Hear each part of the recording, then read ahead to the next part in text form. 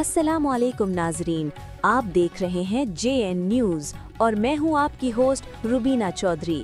سب سے پہلے نظر ڈالتے ہیں آج کی اہم خبروں پر۔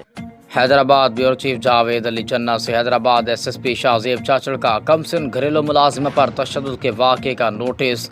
DSP کینٹ پارس بکرانی کو ملزمان کے خلاف کارروائی کا حکم جاری کر دیا، ملزمان بھی گرفتار کر لیے گئے۔ SSP حیدرآباد شاہ زیب چاچڑ کی خصوصی ہدایت پر ہتھڑی پولیس نے کمسن گھریلو ملازمہ پر مبینہ تشدد کے واقعے پر بروقت اور مؤثر کارروائی عمل میں لائی۔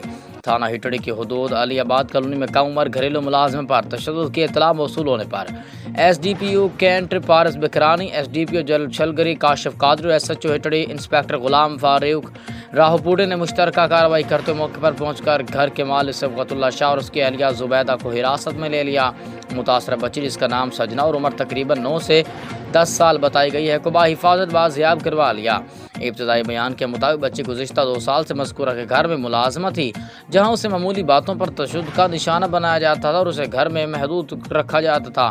پولیس نے متاثرہ بچی کو تحویل میں لے کر ضروری قانونی کارروائی اور طبی امداد فراہم کرنے کے اقدامات کیے ہیں، جبکہ ملزمان کے خلاف سرکار کی مدعیت میں مقدمہ درج کر کے قانونی کارروائی کا باقاعدہ آغاز کر دیا گیا ہے۔ SSP حیدرآباد شاہ زیب چاچڑ نے کہا ہے کہ بچوں پر کسی بھی قسم کا تشدد، استحصال یا زیادتی ہرگز قابل برداشت نہیں۔ ایسے گھناؤنے جرائم میں ملوث افراد کے خلاف بلا امتیاز اور سخت قانونی کارروائی عمل میں لائی جائے گی۔